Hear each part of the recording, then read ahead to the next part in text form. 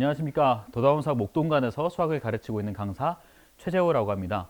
이번 영상에서는 1월과 2월 진행을 하게 될 공통수학 2 그리고 확률과 통계 개념 겨울방학 특강에 대해서 간단하게 설명을 좀 드리려고 합니다. 2025년 고등학교 1학년에 입학하는 학생들의 경우에는 개정된 교육과정 영향을 첫 번째로 받게 되는데요. 여러 가지 고교 학점제와 같은 큰 변화들도 있겠지만 내신이 9등급제에서 5등급제로 개편이 되는 것이 제가 생각하는 가장 큰 변화라고 말씀드릴 수 있을 것 같습니다. 이전에 1등급은 4%였지만 10%로 바뀌면서 1등급을 받는 학생의 수가 대폭 늘어나게 되었죠. 따라서 고정적으로 1등급을 지속적으로 받는 것이 무엇보다도 중요해졌습니다. 그러므로 인해 공통수학 1, 2, 1학년에 배우게 될 수학의 과목의 중요성도 함께 올라가고 있는 시점이고요. 개정 이전의 고등수학의 목차와 개정 이후의 공통수학 1, 2의 목차를 보면서 이 중요한 과목들을 어떤 식으로 공부를 해야 잘 등급을 받을 수 있을지 말씀을 좀 드려보도록 하겠습니다. 이 슬라이드의 표는 개정 전인 고등수학 상하의 목차입니다. 일반적으로 도형의 방정식에서 1학기가 끝나게 되고요. 빨간색으로 표시해둔 단원들이 일반적으로 학생들이 어려워하는 단원이고, 파란색으로 표시해놓은 단원이 굉장히 좀 특이한 학생들의 체감 난이도보다 오답률이 많이 높게 나오는 단원입니다. 그래서 저는 수상과 수하에서 키가 되는 단원을 항상 도형의 방정식과 경우의 수라고 보통 표현을 하는데요.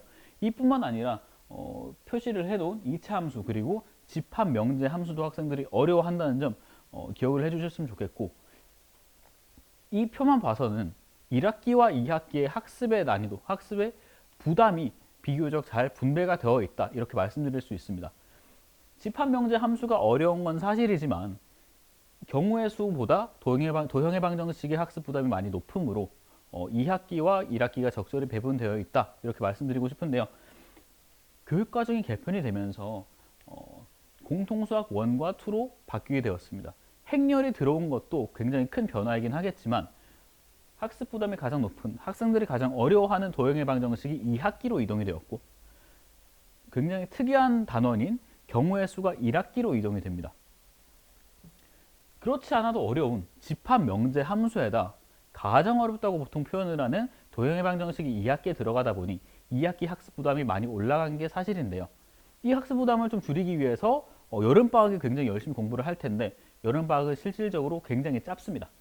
이 짧은 기간 내에 완성시키기가 현실적으로 어렵다 보니 저는 1월에 공통수학 2 특강을 진행을 하게 되었습니다. 1월 1일에 개강을 하는 수업이고요. 월수금 진행을 하게 될 텐데, 다른 것보다 말씀드리고 싶은 건 교재에 대해서 간략하게 좀 말씀을 드려보도록 할게요. 자체 교재를 활용할 예정이고요. 공통수학 2의 경우에는 앞의 도형의 방정식과 뒤에 집합 명제 함수, 이렇게 큰 두 가지 단원이 성격이 많이 다릅니다. 도형의 방정식에서는 학생들도 마찬가지고 학교에서도 주목을 하는 게 문제풀이에 많이 더 집중을 합니다. 그리고 집합 명제 함수는 개념에 조금 더 집중을 하는 편이고요. 집합 명제 함수의 이 세 단원은 다음 학년에 나아가서 이제 대수와 미적분 원에 공부하게 될 토대가 될 과목들이기 때문에 개념에 조금 더 집중을 하는 경향이 있고요. 그래서 저도 마찬가지로 유형 정리된 자체 교재라고는 하지만 도형의 방정식 공부를 할 때는 문제풀이에 조금 더 집중을 하는 방향으로 진행을 할 거고요. 집합 명제 함수를 공부할 땐 조금 더 개념 정립하는 데 집중을 할 예정이다, 이렇게 알아주시면 감사할 것 같습니다.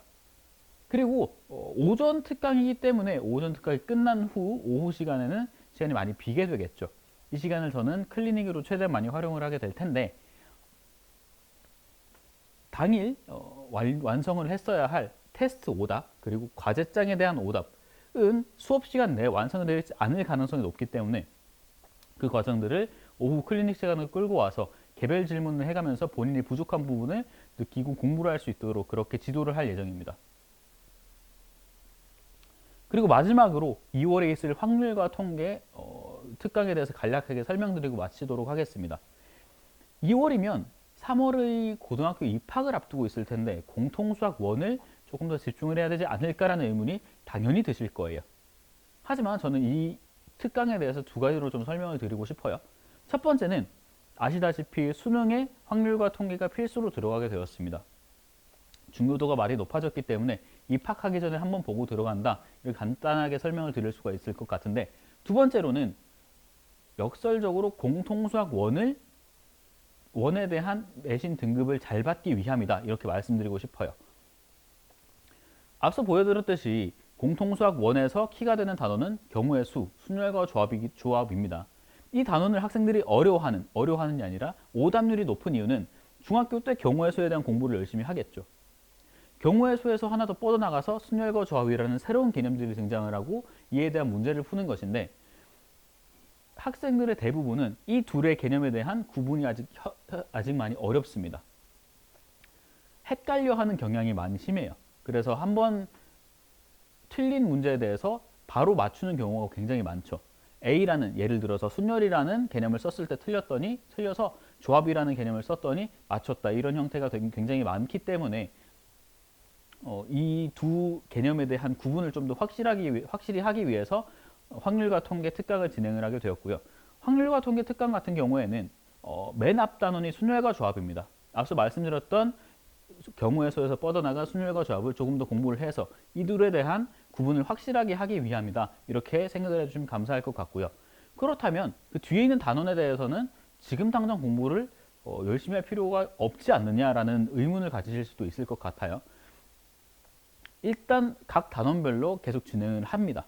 진행을 하면서 가장 중요하다고 생각되는 순열과 조합 단원에서는 저는 항상 놓치지 않고 테스트마다 절반 가까이 수록을 하면서 잊지 않도록 공통수학 1에서의 이제 경우의 수 단원에 대한 준비를 좀 열심히 할 예정입니다. 저는 이번 겨울방학 특강을 통해서 1학년 1학기 그리고 1학년 2학기 내신 등급을 잘 받기 위한 초석을 쌓을 예정입니다. 저와 함께 공부하면서 부족한 부분 잘 채워나가는 그런 수업이 되었으면 좋겠습니다. 감사합니다.